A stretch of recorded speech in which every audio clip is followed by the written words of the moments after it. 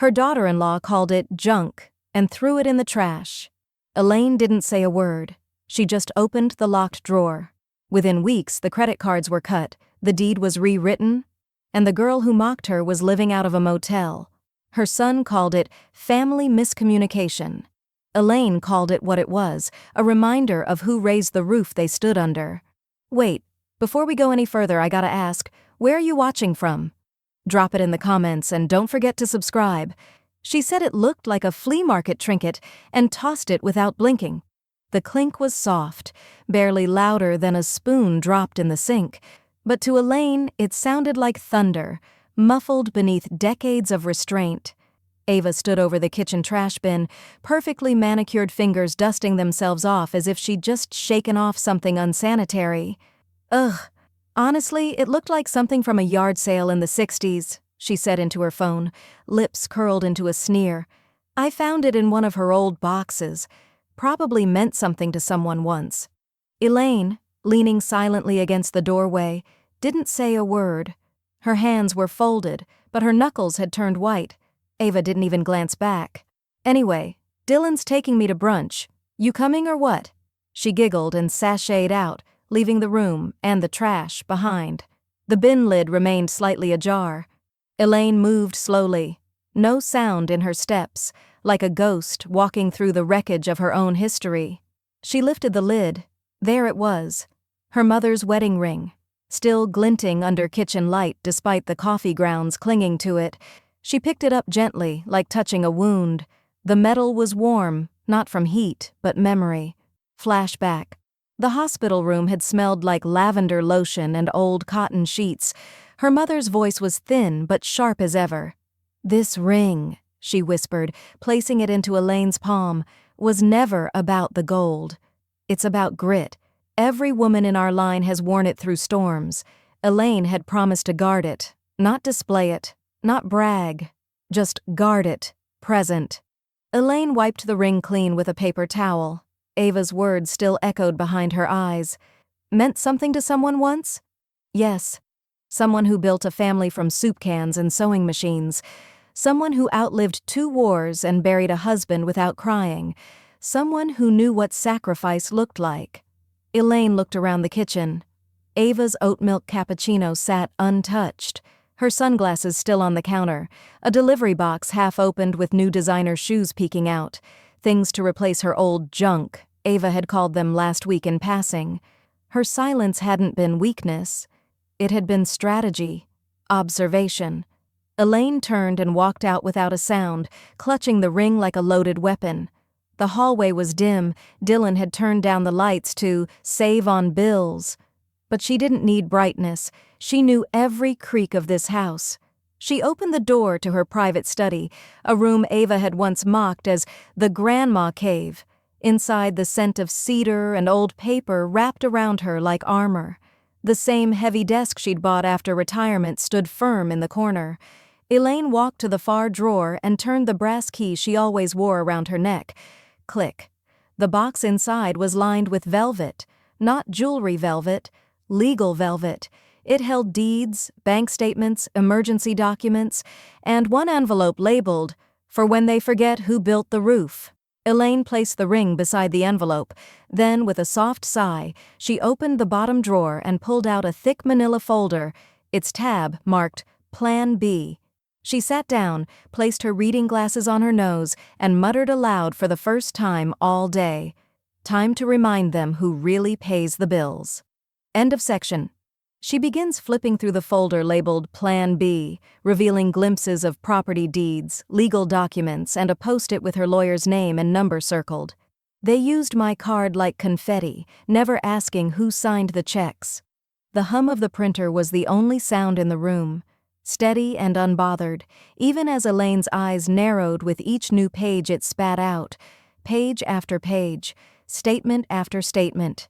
Charges that didn't belong to her, purchases that echoed a lifestyle she never lived but had apparently paid for.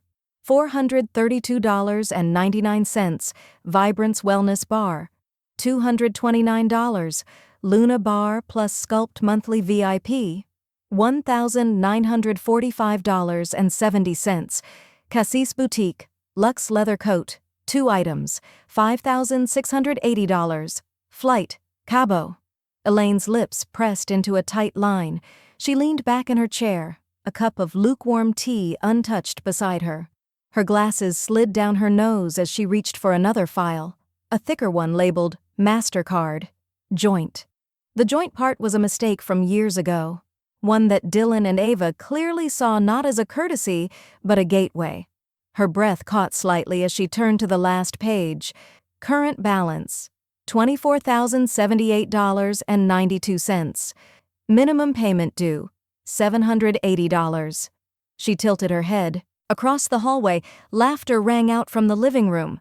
Ava and Dylan were watching something loud, one of those chaotic reality shows where people pretended to hate wealth while living inside it. "Did you see the earrings she wore at the gala?"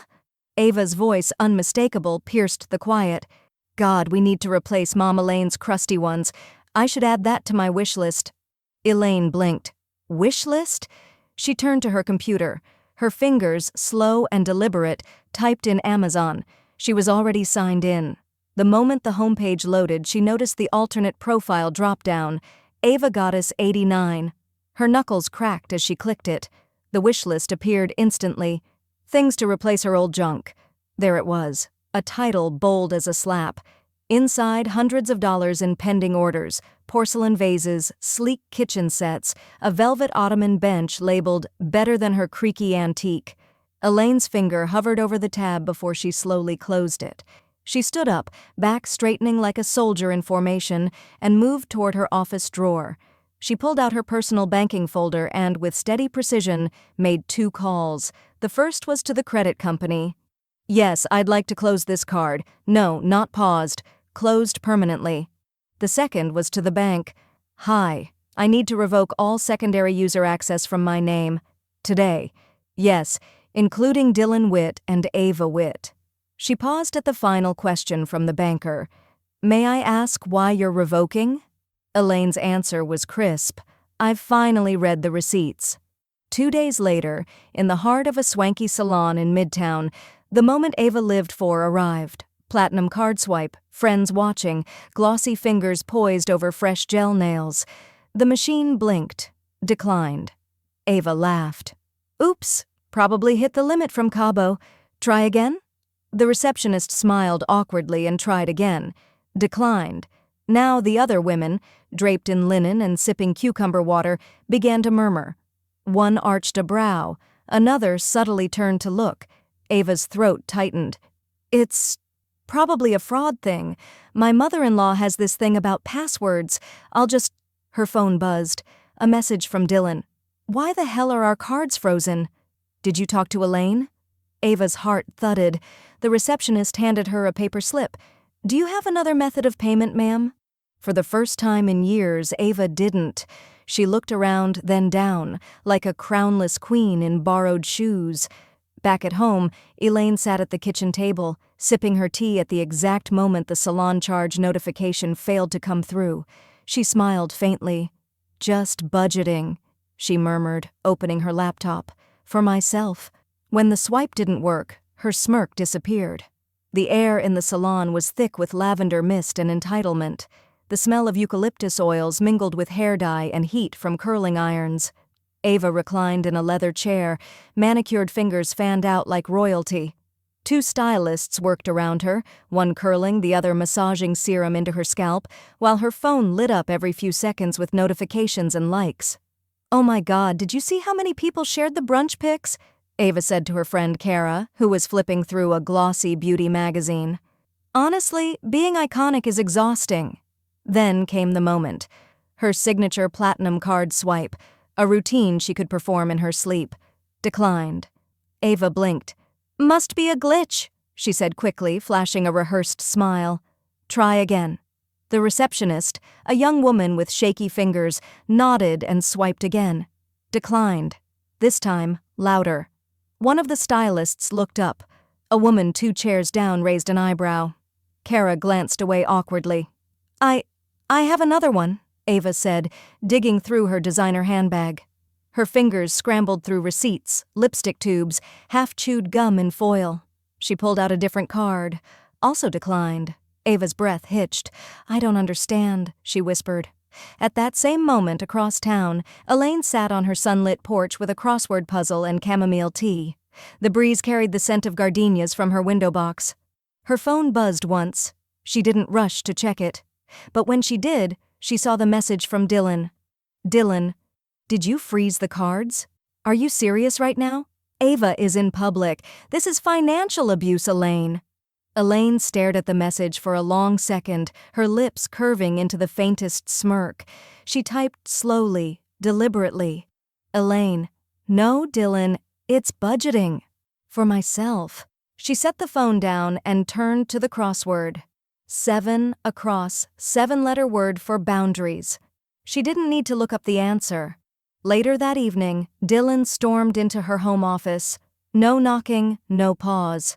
"You embarrassed her, Elaine, at her salon, with her friends watching." Elaine didn't even look up from her desk. "Did I?" "Don't play games," he snapped. "You knew exactly what would happen if you shut off the cards without warning." Elaine leaned back in her chair. "You mean the cards with my name, my credit, and my payments? The ones neither of you asked permission to use?" "She's your daughter-in-law," Dylan argued. "We're family, and you've always helped us. Down payment, the first 2 cars, that Bali trip for our anniversary." Elaine held up a hand, palm firm. "Help," she said softly, "is not a lifelong subscription." Dylan's jaw tightened. "You're acting like we've stolen from you." Elaine tilted her head. "Have you looked at those statements, Dylan? Do you know what your wife's wish list is titled?" He didn't answer. "Things to replace her old junk," Elaine said. "That's what she called my heirlooms. My history." Dylan's expression flickered, but he pushed forward. "She was venting. She was planning." A silence dropped between them, the kind only blood could make heavier. "Elaine, this is petty," Dylan muttered. "You need to apologize to her." Elaine stood up, slowly, like a tree untangling its roots. "No, Dylan, I've apologized too many times, for giving you too much too soon, with too few conditions." She stepped around him toward the hallway, pausing only when her phone buzzed again. A message popped up. "Fraud alert. Attempt to reactivate closed credit card ending in 8823. Elaine read it. Once, then again. Her eyes sharpened. "Tell Ava," she said without turning back, "if she wants war, she should have checked whose name was engraved on the battlefield." Elaine walks into her study, calm as ever, but this time with a steel glint in her eye. She opens her laptop and calls her bank. "Report attempted identity theft," she says. "Yes, I know exactly who it was. They forgot I bought this house in cash." It started with a manila envelope and ended with a signature that would change everything. Elaine sat across from her lawyer in a sun-drenched office, her fingers calmly curled around a porcelain coffee cup. The legal assistant slid the new deed across the table. The paper was crisp, the ink still drying near the bottom, where Dylan's name once stood beside hers. Not anymore. Elaine's full name now stood alone, bold, unchallenged. "This makes it official," said Ms. Caro, her lawyer. "You're sole owner again. He only had provisional rights, not permanent title. You never transferred full legal control." Elaine's lips lifted at the corner.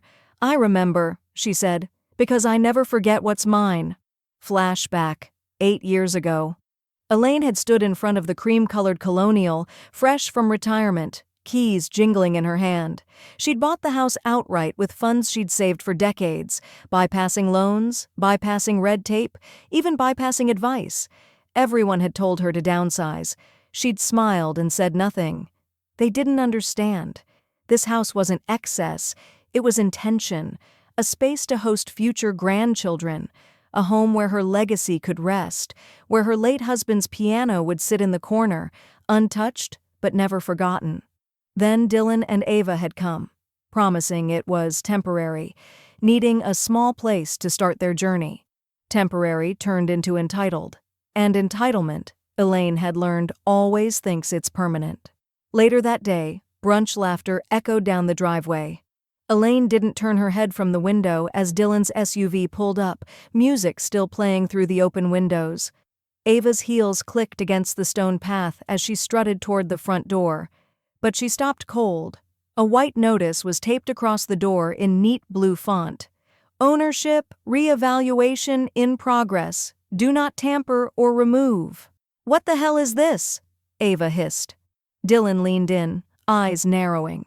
He yanked the paper off and read it aloud. His face drained. Elaine! He bellowed, storming through the front door. Elaine!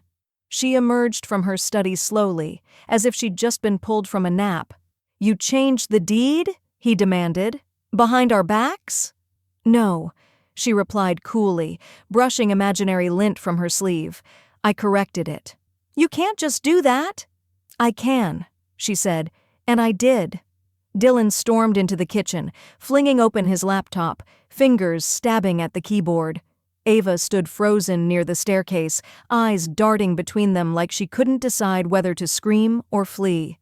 Elaine followed slowly, her footsteps steady, unhurried. Dylan clicked furiously, sweat beginning to bead near his temple. Then he froze. Access denied, he whispered. They locked me out of the mortgage portal. Elaine raised a brow. You mean the one you never had any legal right to modify? That portal? Dylan turned to her. Elaine, we built this life together. You helped us. You believed in us. Elaine's voice stayed quiet but clipped. I believed you would respect what wasn't yours. I was wrong. Upstairs, Ava finally found her voice. You're crazy. You've lost your mind. Elaine turned her head ever so slightly. No, Ava, I've found it again, and it's remarkably clear. A beat of silence fell across the house, the kind that follows a verdict. Then, Dylan muttered under his breath, we should have just had her sign everything over last year. Elaine caught it. She let it hang in the air like a loaded gun no one expected her to fire. She didn't respond. She didn't have to. She walked back to her study, picked up the locked black notebook she kept in the drawer, and began flipping through tabs. One read, Eviction Laws, Family Clause. Another, Estate Revisions. At the back of the book was a photo, a young Elaine holding newborn Dylan on the hospital steps. She looked at it for a long time, then slipped it back inside without a word. That night, Dylan tried again to log in to the mortgage account. Different browser, incognito mode. Access denied. Then a new alert popped up. Primary owner has restricted viewing access. All inquiries must go through legal counsel. And for the first time, Dylan realized he was living in a house that no longer considered him family. They lived in my house, ate from my fridge, mocked my name, and still thought they owned it. It was strange how people could decorate a place and still forget who it belonged to. Elaine sat at the kitchen counter that morning, her notepad open, a ballpoint pen gliding in clean, methodical lines. She wasn't angry. She wasn't even tired. She was done. She wrote down everything: utilities, grocery bills, the streaming services Ava had added without asking. She highlighted every Uber charge under her name, every boutique bag labeled gift that never made it to her.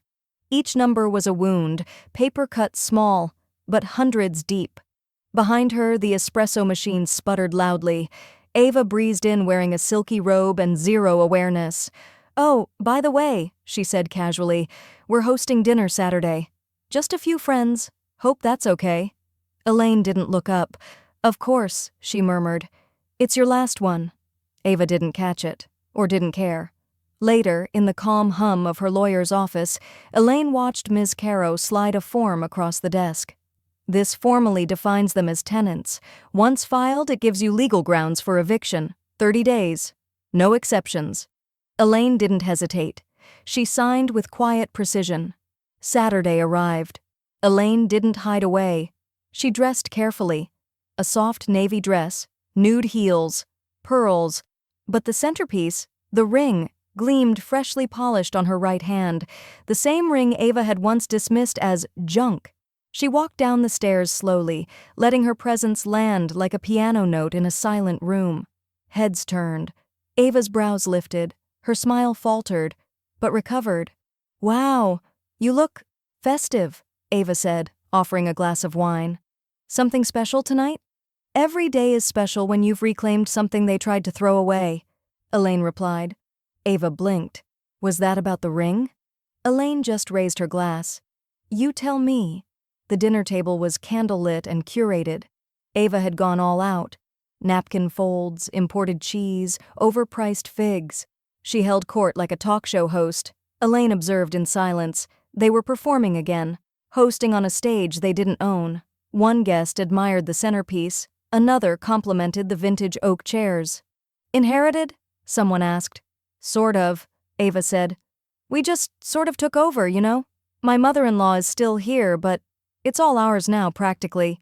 Elaine tilted her head, then stood. Slowly, smoothly, her voice rang out gently but firmly. Actually, it's not. Forks clinked. Ava stiffened. Dylan looked up, face pale. Elaine placed her wineglass down. It's not yours. None of it. Not the chairs, not the kitchen, not the house, and definitely not the name on the deed. A hush swallowed the room. I updated everything. You're legally tenants now? As of Monday, the 30-day countdown begins. Ava let out a sharp breath. You can't be serious. Elaine smiled. Dead serious. Dylan opened his mouth to speak, but Elaine reached into her bag and pulled out a sealed envelope. She handed it to Ava, right there at the table. 30 days, she said quietly, and not a moment more. Ava ripped open the envelope like it had insulted her. Her eyes scanned the document, then widened. This is an eviction notice. This is insane. Elaine took a bite of her salad. No, Ava. What's insane is thinking you could keep living off someone you disrespected. This house is mine, always was. You just got a little too comfortable. For a moment, no one moved. Then a guest awkwardly stood to check on dessert. Another excused herself to the restroom. The room that once belonged to Elaine finally felt hers again, not because of decor or applause, but because silence had finally fallen in her favor. She stood, kissed the ring on her finger, and left Ava at the head of a table that suddenly felt too big. In the hallway, Elaine pulled out her phone and sent a single text to her lawyer. Notified. Filed. Clock started. Upstairs, Ava's scream echoed through the vents. High, brittle, and just a little too late. They thought. I was bluffing. I had receipts, lawyers, and time. Ava's laughter bounced off the kitchen tiles like a cheap ringtone, loud, forced, irritating. She actually thinks she can evict us, she said, scrolling through the eviction notice again on her phone, smirking like the paper was a prank invitation to a themed party. This is so her, dramatic till the end. Dylan didn't laugh. He stood by the window, arms crossed, jaw tight. The folded document Elaine had handed them at the dinner party now lay open on the counter. The words, "Notice to vacate 30 days" were stamped across the top in bold. It's not fake, Ava, he muttered. I checked the law firm. They're real. She turned. So what? You think she's really going to go through with it? She's bluffing. She always folds when it gets hard. Dylan didn't answer, and that silence was a new kind of noise. Upstairs, Elaine sat in her study, the window open just a crack, letting the breeze rustle her silk scarf. She wasn't eavesdropping, she didn't need to. Their panic would reach her eventually, it always did.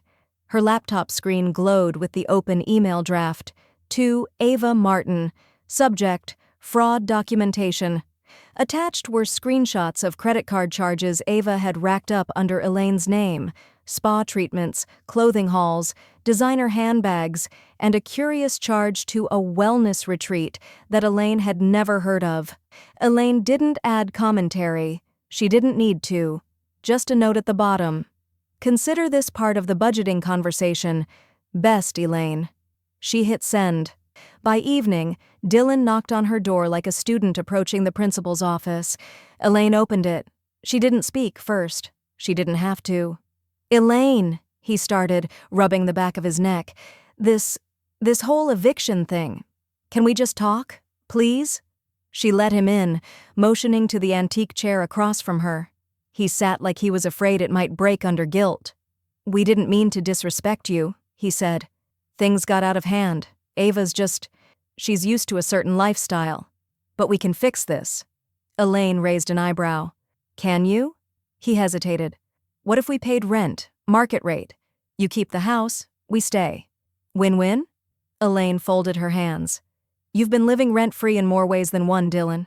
Rent isn't just money, it's respect. You're 30 days too late. He swallowed. So that's it? You're throwing your own family out? You stopped being family when you started seeing me as a wallet. Downstairs, Ava's voice sliced through the walls. She's delusional, she yelled into her phone. This is elderly paranoia or something. She needs a checkup, not a lawyer. She was pacing the living room, hair in a twisted bun, manicured nails clicking against her wine glass. Her anger didn't mask her unease. The platinum card she'd used at the salon still wouldn't go through. The hairstylist's look of pity from earlier still burned in her pride. When her phone vibrated with a new email alert, she opened it, expecting silence. What she saw instead froze her mid-step. Elaine's name. Subject line. Fraud documentation. She opened it. Each attachment was labeled, organized by date, merchant, and unauthorized signature. Her stomach twisted. Before she could process it all, her phone rang. Unknown number. She answered, breath hitching. Ms. Martin, this is HR from Maple and Company Paws.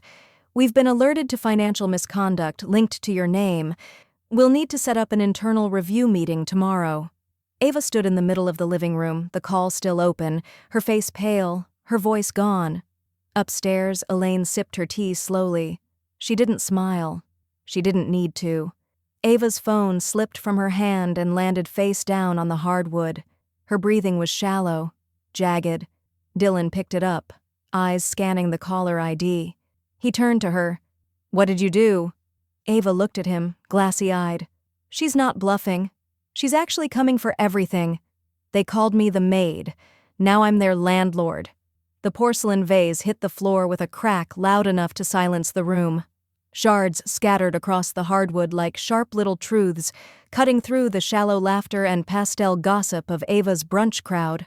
Elaine didn't flinch. She stood calmly near the arched entryway, clipboard in hand, crisp linen slacks creased to perfection. The real estate agent beside her wore a navy blazer and neutral smile, unbothered by the chaos. Should we come back another time? The agent asked quietly. Elaine's voice was even. No need. They've had their time. Now it's mine. It had started with a listing. Discreet, off-market, exclusive. Elaine had posted the home to a private buyer network the moment the legal timelines cleared, but instead of giving Ava the dignity of warning, she scheduled viewings during her daughter-in-law's carefully curated tea socials. Saturday at noon. Always brunch, always curated, always fake. The guests were draped in beige and gold, sipping lavender. Mimosas from Elaine's antique crystal glasses, without ever asking whose they were. Today, they'd learn. As the first prospective couple wandered through the living room, Ava descended the stairs, heels clacking in protest. What the hell is this? She hissed, eyes scanning the strangers with disgust. Elaine didn't answer immediately. She made a note on the clipboard, clicked the pen shut, then glanced up slowly. It's called a showing, she said. You're familiar with the term, I assume? Or does your vocabulary only expand when it's time to order things online with my credit? Ava's mouth opened, but no words came. Just rage. And the sound of her manicured hand swiping across a side table, knocking over the vase that had been a wedding gift to Elaine, one of the few that survived. Crash. Gasps from the brunch table. The agent backed up slightly. Dylan came storming in from the backyard, eyes wide. Elaine, what is wrong with you? You're humiliating her. Elaine turned to him slowly. The light caught her restored wedding ring, now glinting on her left hand like a loaded promise. What's wrong with me? She repeated. Dylan, do you want me to remind you who paid off your graduate loan while you were proposing in Paris? He stiffened. I didn't ask you to do that, he said coldly. No, she said. You just asked for everything after it. In the corner of the room, her phone was angled on the hutch, screen blinking red. Recording. Every word. She'd learned that from the last time Dylan raised his voice, when Ava told her she was too sensitive for modern family dynamics. Back when Elaine still believed silence bought peace. Not anymore. After the buyers left, Gracious, polite, and clearly intrigued, Elaine went upstairs to her study. She opened her blog draft. House rules, when the tenants try to outshine the owner, she typed. They call it their house. But the deed says otherwise. They called me controlling, but I was just the only one paying the bills. They thought kindness meant surrender. It didn't. It was just the opening act. She attached the audio clip, cropped for clarity. Subtle, but cutting. Then she posted it. Private link. Sent to one friend, the friend who ran a lifestyle blog for women over 50. That night, Elaine sat with a glass of elderflower tonic in her hand and classical music playing softly in the background. She didn't look at her phone again until after midnight. Over 6,000 views, new comments popping up every second. This is revenge with class. Someone give this woman a crown. More please. The post was now public, reposted, reblogged, trending. Ava's carefully filtered online persona had met its match. Raw truth, elegantly worded and legally backed. Elaine didn't need to scream. She only needed signal. Ava burst into Elaine's study without knocking, face pale as bone. Why are people tagging me in a post called Serving Eviction with Tea and Scones? Elaine didn't look up. Because, dear, she said softly, someone finally served the truth. They borrowed everything, from money to manners. Now it was time to collect. Elaine stood at the window of her sunlit study, watching a black SUV pull away from the driveway. It belonged to Ava's best friend, Mia, the one who used to bring fancy rosé and louder laughs to their backyard brunches.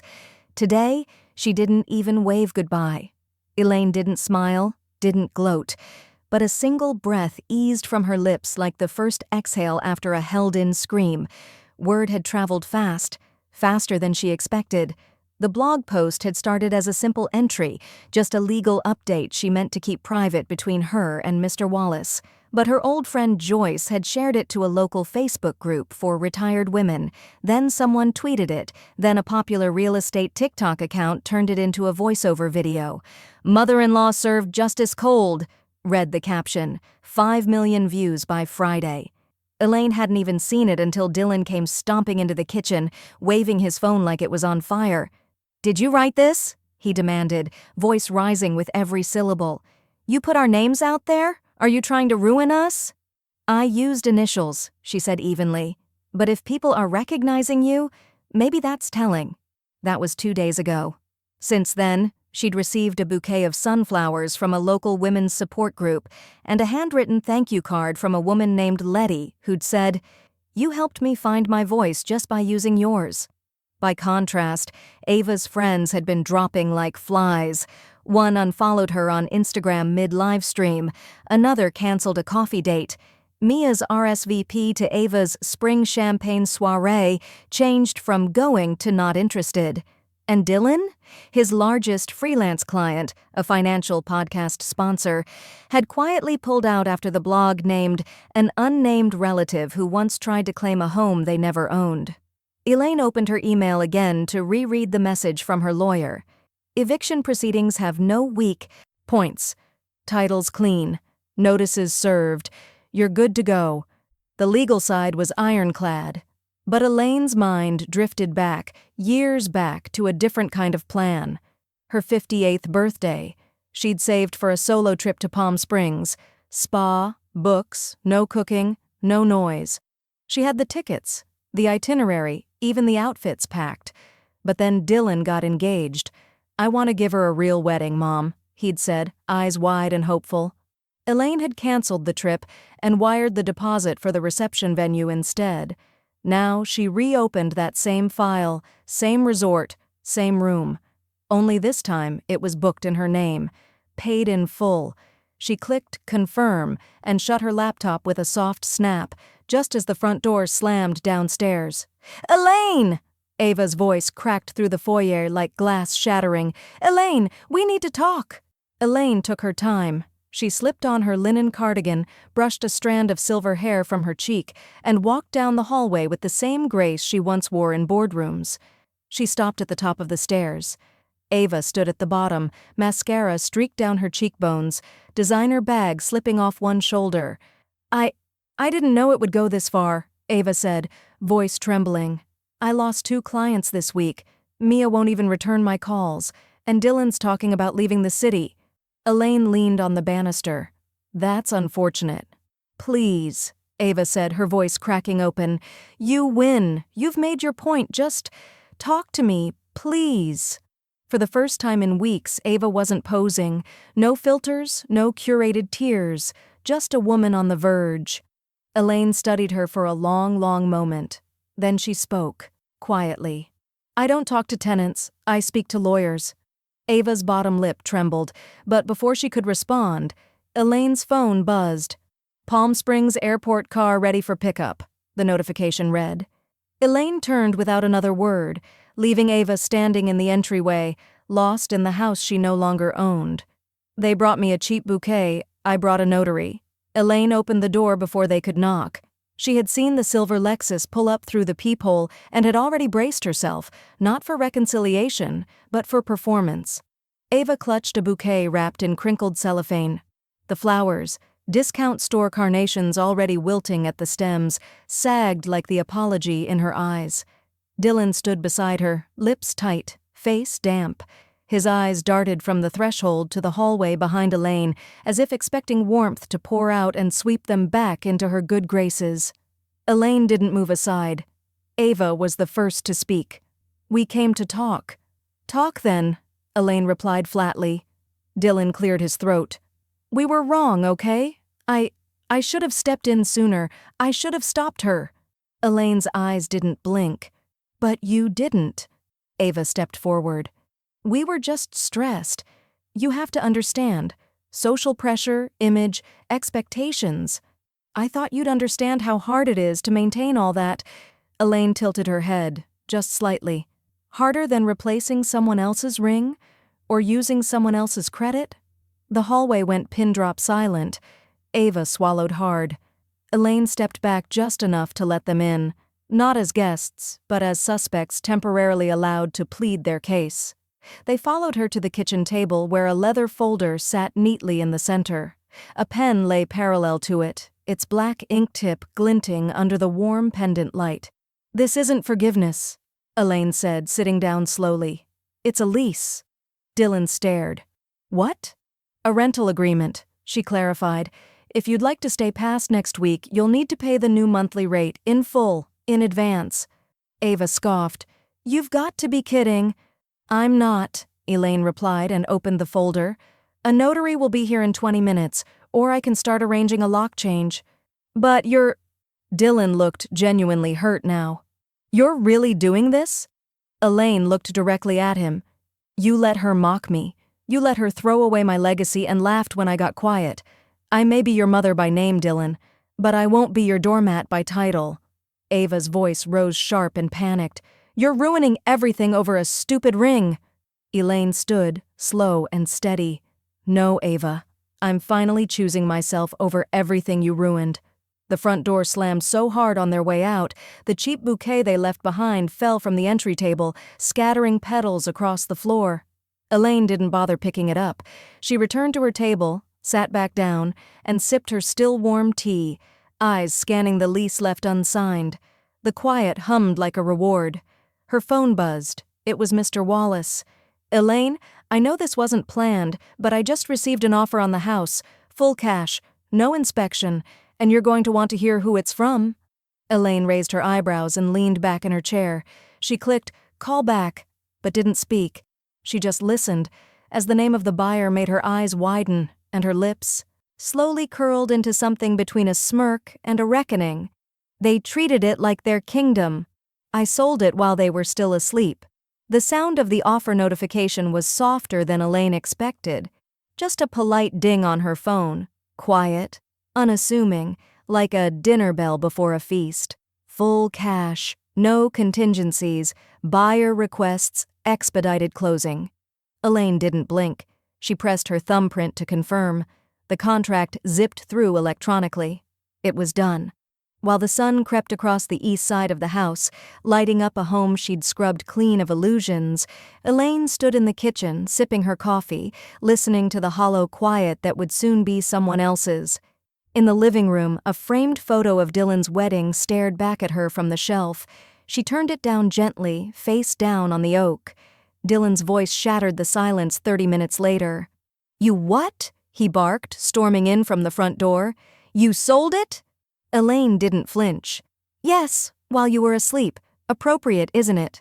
Ava appeared behind him, disheveled in leggings and a hoodie that still had a dry cleaning tag clinging to the hem.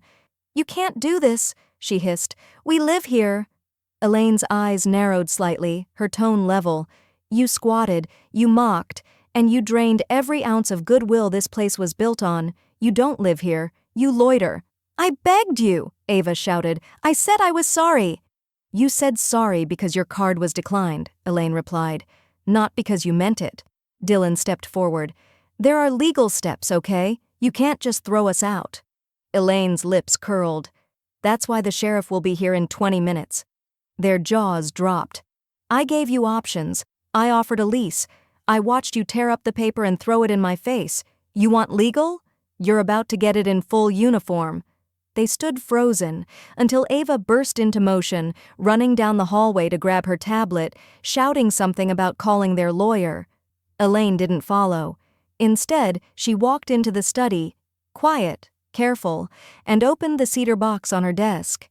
Inside sat 2 faded velvet pouches. One held her mother's wedding earrings. The other, the receipt for the diamond tennis bracelet she pawned 30 years ago to afford the down payment on this very home. She'd held on to that slip for decades. A memory of sacrifice? A quiet ledger of love? She tucked it away for the last time. The doorbell rang. Not the sheriff, yet. This one was a phone call, not a knock. Elaine picked up. "Hi, Mrs. Harrington," came the voice, confident, polished. "Just confirming, our moving truck will arrive Friday morning. We're excited to start fresh." Elaine smiled. "I'm sure you are." As she hung up, she noticed something odd. The name on the screen, Brielle Wensley. She blinked. Wensley. The last time she heard that name, Ava had been in a screaming match at a family reunion, red-faced and shrieking at a cousin over some wedding seating drama. Elaine pulled up the email chain. Sure enough, the buyer had signed with that name, Brielle R. Wensley, Ava's estranged cousin, the one she called a social climbing hag after a petty Facebook fight. Elaine didn't believe in fate, but she believed in perfect timing. She walked back to the kitchen and calmly waited by the window as Dylan and Ava paced the driveway in circles, waving their phones and calling numbers that weren't picking up. The sheriff arrived right on time. The officer, calm and courteous, informed them of their mandatory 24-hour vacate order. Elaine remained inside, seated, silent, as the voices outside grew louder, then broke apart into sputtering disbelief. She closed her eyes, letting the sound pass like a storm she no longer had to weather. And just as peace started to settle into her bones, her phone buzzed again. Caller ID, Ava's employer. Elaine stared at it, curious. When she picked up, it was a clipped, polite voice. "This is HR at Lux PR. Ms. Harrington, we wanted to confirm that Ava Pearson has been listed in a current ongoing ethics investigation and, per policy, will be placed on immediate unpaid leave while we finalize the review." Elaine simply nodded. "Of course. Thank you for letting me know." She ended the call without ceremony and leaned back in her chair, fingers tracing the carved grooves in her mother's jewelry box. As Ava stood crying in the driveway, her phone buzzed too. She read the message, face crumpling, then screamed. Elaine didn't even have to ask. She already knew what it said. "They rode my back for 8 years. I stopped walking." The view from Elaine's new penthouse was made of light and silence, not the sterile silence of tension, but the golden hush of earned solitude, the kind that poured through floor-to-ceiling windows and landed like silk on fresh hardwood floors. From 12 stories up, the city no longer looked like a threat. It looked like a horizon she'd finally claimed. She poured herself a glass of Sauvignon Blanc and let it breathe while she unpacked a small box marked "Just Me." Inside, a pressed flower from her honeymoon, her mother's brooch, and a yellowed birthday card, her last from her late husband. No room for clutter, no room for history that had turned toxic. She placed the card on the mantel. It was dated 10 years ago, signed in loving script, and the only birthday gesture she remembered from that year. Her 50th, the one Dylan forgot. While Elaine arranged her new linen napkins in the kitchen drawer, her phone buzzed once, then again. Dylan, Avenue Dylan, voicemail, Avenue. She hit block, one by one. She'd given them years of grace, weeks of warnings. Now she gave them what they couldn't return. Silence. Meanwhile, across town, Ava sat slumped in a worn-down motel chair, her phone at 5% battery, mascara clinging to the corners of her eyes like old guilt. The motel walls were yellow-stained and damp around the air conditioning unit. Dylan was asleep on top of the covers, still in jeans. His shirt smelled like stress and too many fast food dinners. Ava stared at her phone's cracked screen and whispered, "She'll call back. She has to." But she knew better. Elaine wasn't the woman she mocked anymore. She was the woman who vanished and took the ground with her. Back in the penthouse, laughter bubbled from the hallway. Elaine stepped into her heels and walked to the door, smoothing down her tailored blouse as she went. 3 women, neighbors, stood outside with a bottle of rosé and a tray of chocolate truffles. "New blood," one of them said with a wink. "We've been watching from down the hall. You're different." Elaine smiled. "Different's exactly what I was going for." They toasted on her balcony, the city glinting like a promise behind them. The women asked questions, shared stories. They didn't care who Elaine used to carry. They only cared that she'd landed here, alone, upright, and unwilling to explain herself. Hours later, as the women left with lingering hugs and plans for a gallery visit, Elaine leaned against her balcony railing. She breathed in the dusk. The wine warmed her chest. Peace had a sound. It was wind through high-rise windows and distant jazz from someone's open terrace door. Until it wasn't. A sharp buzz from the lobby intercom sliced through the stillness. Elaine blinked, turned toward the screen. It flickered. There, on the small black-and-white monitor, stood Ava. Hair pulled back in a bun too tight, lips pursed with rehearsed regret. A cheap blouse. Puffy eyes. One hand clutched the intercom, the other held a plastic bag of something that looked like flowers. Elaine didn't move. Ava pressed the button again, and again. "Elaine? It's me. Just give me a minute, okay?" She didn't sound demanding anymore. She sounded scared. She sounded small. Elaine turned the volume down. Not off, just low enough to hear without reacting. Ava glanced up toward the camera, face trembling. Mascara cracked at the edges. Then she whispered, "Please, just let me up. I have something to say." Elaine stared at the screen, silent, still, unmoved.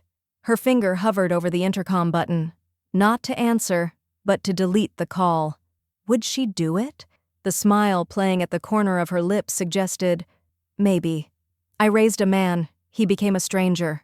The echo of Ava's voice still lingered from the intercom, desperate, quivering, a sound Elaine hadn't heard since the girl begged for wedding money in her early 20s. But this time, Elaine didn't press the buzzer. Instead, she watched from the glass elevator as it descended slowly, each floor another boundary she'd drawn, another year she'd given too freely, another warning she'd whispered, only to be ignored.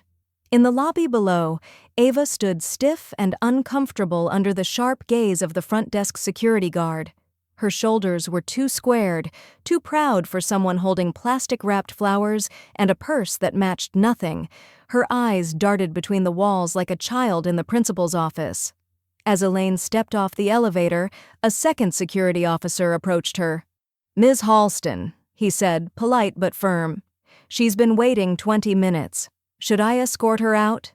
Elaine adjusted the scarf around her neck, a soft cream cashmere, one Dylan once called frumpy. "No," she said quietly. "I'll speak to her. But I'm not alone." She gestured to the guard, who nodded and followed her toward the lobby's marble lounge area. Ava turned too quickly, hopeful. "Elaine, thank God, I didn't know what else to—" Elaine raised a hand. "I didn't ask you to speak," she said softly. Ava's face flushed with confusion. "Look, I know you're upset. I just thought, if we could talk without the lawyers and paperwork—" Elaine looked past her. "Where's Dylan?" A beat passed before the glass doors opened again. Dylan walked in, shoulders slumped in a way Elaine hadn't seen since he failed his college entrance exam. His blazer was wrinkled, and for once, he wasn't holding his phone, like a shield. "Mom," he started, voice low, eyes rimmed red. Elaine didn't blink. "You shouldn't have come." "We're still family," Dylan said. She turned toward him, her expression unreadable. "You're people I fed, not people I know anymore." Ava's mouth opened. "Elaine, you're being cruel. We thought something was wrong. You were acting off, forgetful, emotional." "Forgetful?" Elaine repeated, her voice slicing clean through Ava's words. "I remember every birthday I paid for, every loan I forgave, every night I listened to you insult me from the hallway thinking I couldn't hear." Ava's eyes widened. Elaine took a step forward. "You thought I was losing my mind?"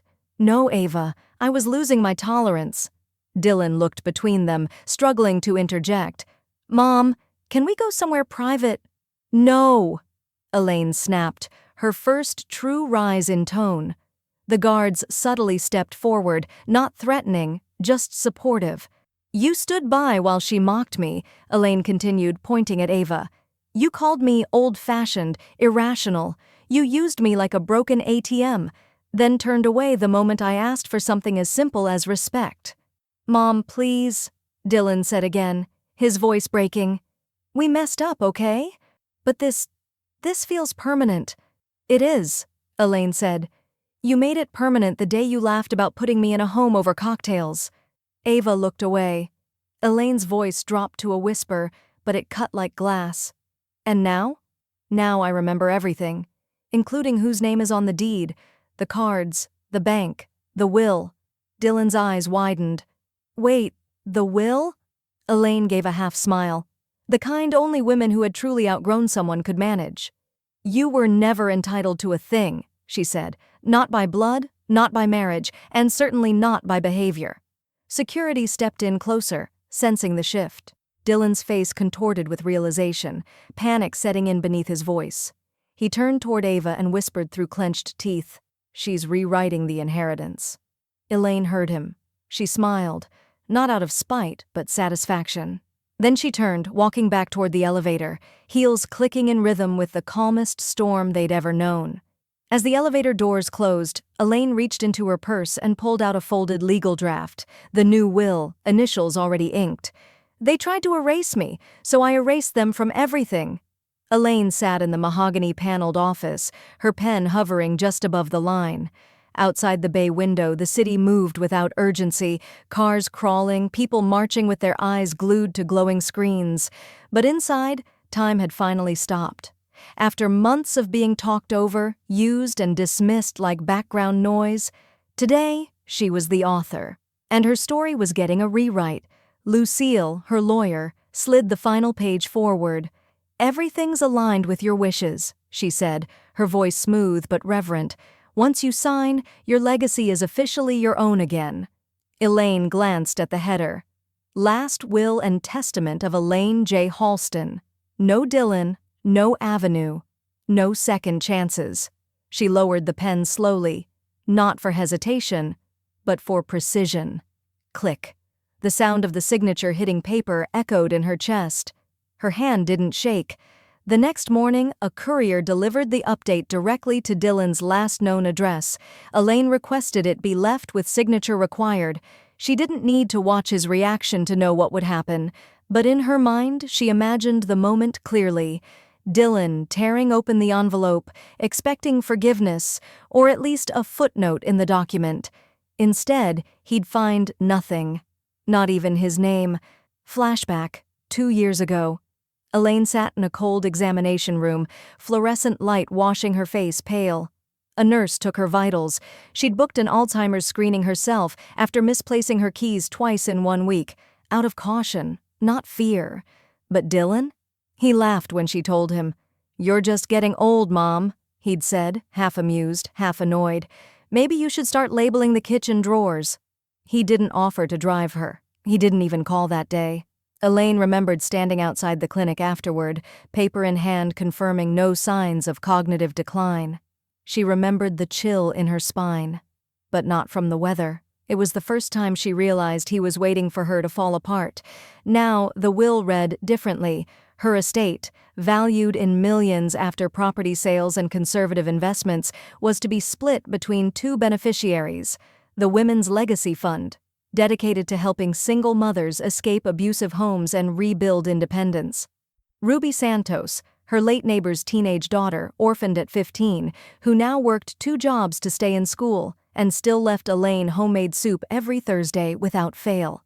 They would inherit not just money, but meaning. Real legacy, Elaine thought. Later that afternoon, Dylan banged on the office door at Lucille's building, face blotchy, voice cracked with confusion and rage. "She's cutting me out over a misunderstanding?" he barked. Lucille remained seated, unmoved. "She's not cutting you out," she said. "She simply updated her will to reflect the truth." "What truth?" he snapped. Lucille paused, then leaned in. "You were adopted, Dylan." The words dropped like bricks. Dylan blinked. "Your parents, Elaine's friends, abandoned you when you were 2. She took you in, gave you a life, a name, a future." Dylan's mouth parted, but no sound came. "And you still thought she owed you more?" Lucille added quietly. "She gave you everything when she had nothing." That night, Elaine sipped tea at her window as notifications lit up her phone. Her blog post, originally titled "The Day I Took My Name Back," had exploded after a local journalist picked it up. Within hours, it became a national conversation. Reclaiming Mom trended on X, formerly Twitter. Women of all ages shared their stories. Inheritance stolen, legacies erased, guilt weaponized by ungrateful children. Elaine's inbox overflowed with thank you letters. "You've given us permission," one woman wrote, "to stop being the family ATM and start being the author of our own peace." She didn't cry, she didn't gloat, she just folded her hands over her lap, leaned back in her chair, and watched the city skyline blink beneath the stars. A notification popped up on her screen. NBC requested an interview for a primetime feature titled "The Mother Who Rewrote the Rules." "They mistook my grace for weakness. It was always armor." The morning sun poured like liquid gold across Elaine's breakfast table. Beside her untouched tea sat a thick stack of letters, some typed, others handwritten in shaky cursive, on stationery that smelled faintly of lavender and age. She opened one at random. "My daughter heard your story on the news," it read. "She left her abuser that night. We're in a shelter now, but for the first time, we feel safe." Elaine swallowed hard. Each envelope held a confession. A woman saying she stayed too long. A grandmother who changed her will. A sister who finally said, no. They called her brave, but bravery was never her goal. Just freedom, the kind no one can steal, guilt, or gaslight away. Across town, Ava stood on the cracked pavement outside their now-locked rental, mascara streaked and hair undone. Dylan sat in the passenger seat of their second-hand SUV, arms crossed, jaw clenched. The landlord had finally enforced the eviction after 3 missed payments. They had nowhere else to go. The landlord, without looking back, simply said, "Try the shelter hotline," and shut the door. Ava screamed into the wind. Dylan stayed silent, not because he was noble, but because now he knew. Elaine wasn't bluffing. Back in her penthouse, Elaine lit a candle near the window. It smelled of bergamot and eucalyptus. Her home was filled with soft jazz, fresh lilies, and the gentle hum of peace. A flashback played across her mind like a silent film. Her son's 8th grade graduation, he forgot to thank her during his speech. Her 50th birthday, he gave her a gift card and called it thoughtful. Her mother's funeral, Elaine paid for everything while Dylan and Ava complained about the lack of Wi-Fi at the hotel. Little cracks, once brushed aside, now shaped a perfect mosaic of motive. She looked to her desk where a velvet ring box sat open. Inside, a diamond ring. Not inherited, not passed down, not tied to any man's name or approval. This one was new, bold, chosen, only hers. The receipt lay folded beside it. Later that evening, she walked to her study and opened her laptop, her inbox still flooded by the hour. A Reclaiming Mom had crossed 4.7 million views. She'd declined all sponsorships, no ads, no merchandise, just a post pinned to the top of her blog. I don't need applause. I needed distance. I didn't walk away because I stopped loving them. I walked away because they stopped remembering how to love back. She smiled faintly, then opened her banking app. A donation cleared, $125,000 to the Hazel May Scholarship Fund, named for her mother. It would support older women returning to school after years of unpaid care work. The site would go live Monday. Quietly, no press, no fanfare, just impact. That night, her concierge rang up from the lobby. "Ms. Halston, you have mail." The envelope was cream, thick, with Dylan's familiar scratch handwriting on the front. No return address. Just her name. Inside was one single sheet of lined paper. His handwriting, less angry this time, less entitled, just 6 words. "I finally understand. I was raised." No sorry, no plea, no mention of Ava. Elaine folded the paper with calm precision. She didn't cry, she didn't shake. She simply placed it in the same box where she kept her mother's ring. Not as forgiveness, but as a record. A knock echoed on her door. She opened it to find a delivery box with no sender. Inside, a worn photo of Dylan as a baby, and a note that read, "For your next speech." They threw away a legacy. I threw away their future. The letter came wrapped in soft brown paper and twine, no return address, no dramatic flair. Just a plain envelope that smelled faintly of regret. Elaine knew Dylan's handwriting immediately. Neat, practiced, like a man still trying to present himself with polish, even when life had stripped the shine off. She didn't open it right away. The morning was too beautiful to be weighed down. Sunlight spilled through her penthouse windows like silk, warming the white oak floors. The scent of coffee and vanilla-scented candles floated lazily through the air. Her favorite cello suite played in the background, the kind that sounded like someone turning sorrow into poetry. Elaine took her time. She placed the envelope beside a delicate porcelain teacup, its rim painted with gold leaf her mother had once chosen in a dusty Paris antique shop. That memory alone was worth more than any apology. Eventually, with one slow inhale, she opened it. The paper inside was creased at the corners, ink smudged in one spot like a drop had fallen. A tear, maybe. Or coffee. It didn't matter. "Mom, I don't know where to begin. I've lost everything, and Ava's gone. The motel room's cold, and I think about the ring often, the one I never cared to ask about. I was too proud to admit you were right, too stupid to see how much you carried in silence. I don't deserve forgiveness, but I needed to say this. I was wrong. You were never weak. You were our spine. I hope you're okay. Dylan." Elaine blinked slowly. No rage flared up. No tears welled. Just stillness. Like she had finally reached the end of a long hallway and turned the final knob. She folded the letter gently, stood from her velvet reading chair, and walked to the fireplace. The embers inside crackled softly, casting gold and crimson reflections against the glass frame on the mantel, her and her mother in the garden, both wearing wide hats, both laughing like they'd never known hardship. Elaine leaned in. She dropped the letter in.